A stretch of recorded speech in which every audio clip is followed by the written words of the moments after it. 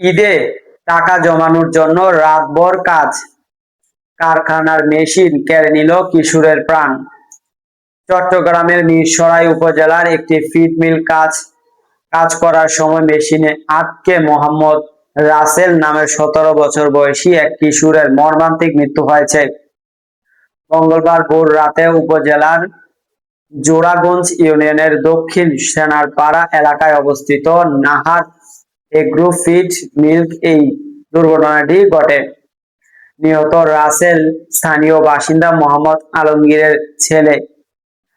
জানা গেছে যে ঈদ উপলক্ষে কিছু টাকা জমানোর উদ্দেশ্যে ইলেকট্রিকের কাজের পাশাপাশি কয়েকদিন ধরে রাতে ফিড মিলে শ্রমিক হিসেবে কাজ করছে সে।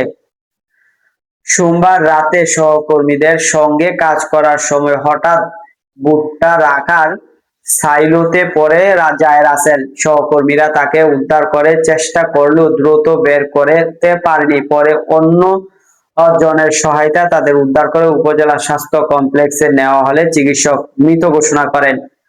প্রত্যক্ষদর্শী মোহাম্মদ রাব্বি জানান যে তারা একসঙ্গে কাজ করছিলেন। হঠাৎ করে রাসেল সলাইতের ভিতরে তলিয়ে গেলে তিনি টেনে তোলার চেষ্টা করেন কিন্তু ব্যর্থ হন।